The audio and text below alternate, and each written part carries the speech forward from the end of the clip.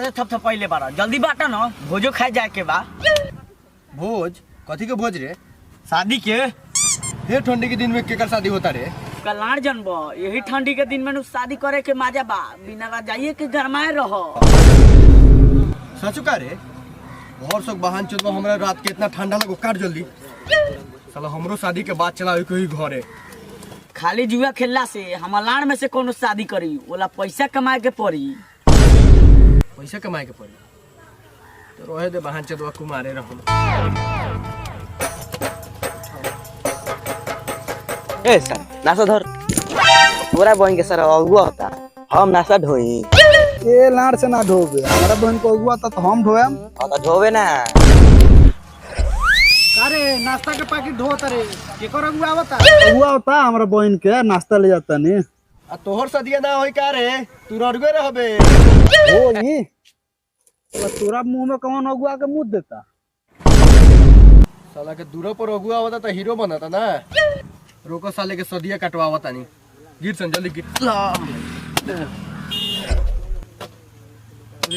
धार भरला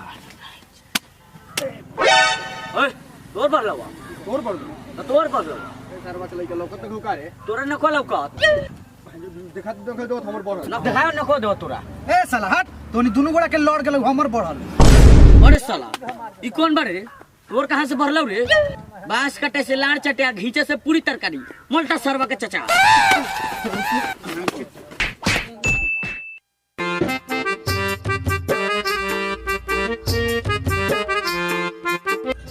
ए सारे केरा काहे ने के शहरी आवत रे?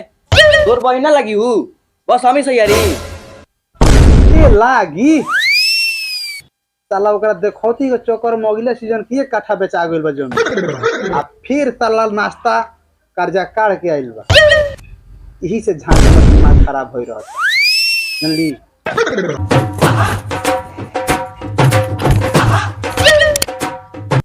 रे सरबा का अपना में तुम हाउस कैले बड़ा सरे कुर्सियां सही हाथ नहीं कोसन हितवा आज सन तब सही पसंद। ए हम तो सही हारते बनी ओई सर ओही बार से कुर्सी में जा जात के मोबाइल चलाओ। एगो तो अपने हमर छाट झोकरल बा 10 बज गेल अभी अइला सन। एगो तो अपने हम बाबा सिर से परेशान बनी। ये तो बाबा सिर जोड़ करी ना जहाँ से आवत ने होता तोहू दौड़ल चल जाता जहाँ से नहीं खे तोहू दौड़ल चल जाता। यही जाता रहा कहिले तो सब्जी कम खई हो तो भर गाड़ घूर के खाता बाबा सिर पाटता रह।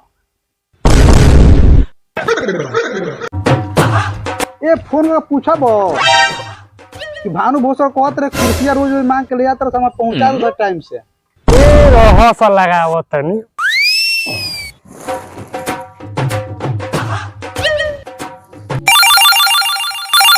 अरे ई चल की क्या? हेलो ए महाराज का भई ए महाराज 10 बजे का टाइम देले रहनी हम। हाँ महाराज बस बस 11 बज गए लड़का हमार लाड़ सारा ने बोला तारा सो। हाँ 10 मिनट में रहुआ दुआरी पर बस बस ठीक बा ठीक। हाँ ठीक बा ठीक आई ठीक बा सही से नहीं इसी तरह से का उजस फोन नहीं लगा का कहत रहलो? अब बाग महाराज आधा घंटा से तो हम रहुआ द्वार पर खड़ा बा। जब बेटिया वाला फोन पर फोन करता तो बेटा आधा घंटा से तैयार होता। ये महाराज लड़का रख ले बनी कि लड़का के लाड़ रख ले बनी?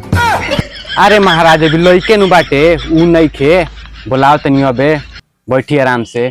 रे सारा बाते का करते रे घर में रे अभी ले ना निकले उन्हें बेटिया ला परेशान कइले बा फोन पर फोन करके।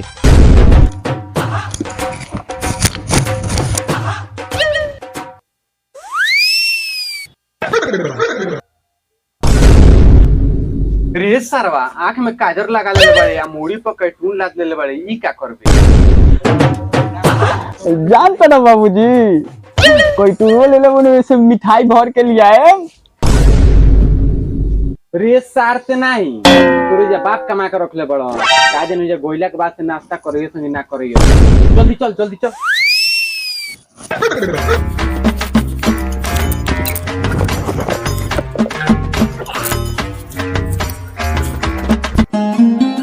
जी ये लागत मेहमान सब आ गल का? ये लागत आ गई आवे दो आवे दो।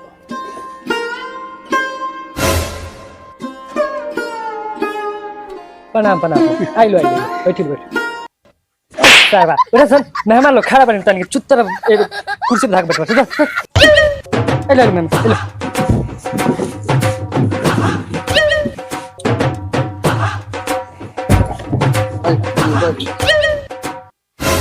आइलो बैठी लो चुत्तर के बारे उत्तर में है।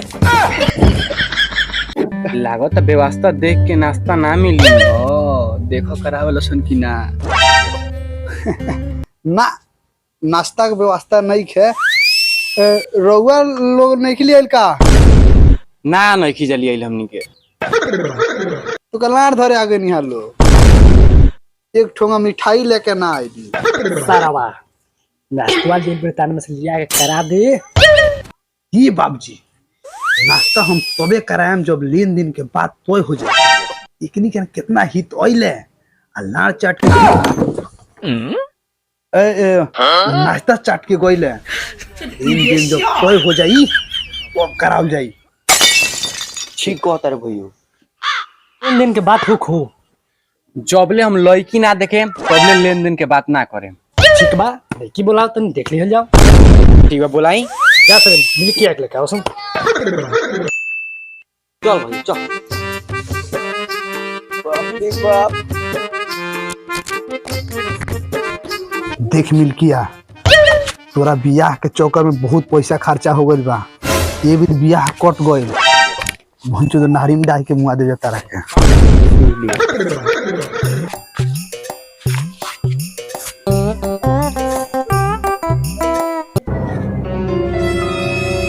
मिल्किया ओवर होता तनी कम सरवाना तो चाल चलन ठीक नहीं है कि नहीं है।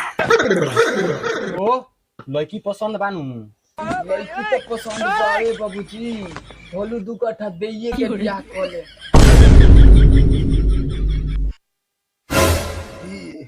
ये तो बड़ा बढ़िया बा। 2 कट्ठा दे के बियाह करता। हाँ तो बाबूजी लड़का पसंद बा लड़की पसंद बा लड़का के तो बात हो जाओ। कितना मांगता है ए महाराज बउआ कहत रहनी कि एगो गोल है ता 2 लाख रुपया राव लड़का कहता कि 2 कट्ठा दे के बियाह करा। हमरा 2 लाख रुपया एगो बुलेट चाही तो चाही ना तो हम शादी ना करे। ए महाराज बैठो बैठो बैठो। जब लड़का राव 2 कट्ठा दे के बियाह करे कहता रउआ बुलेट तो ई बियाह होई एगो भले मर्डर होई राव। वही तो जिंदा लाश गिरा दी ना ना इस सब छोरो लड़का ई लाश गिराव के बात कोई देलो इधर शादी ना हो तो ना हो।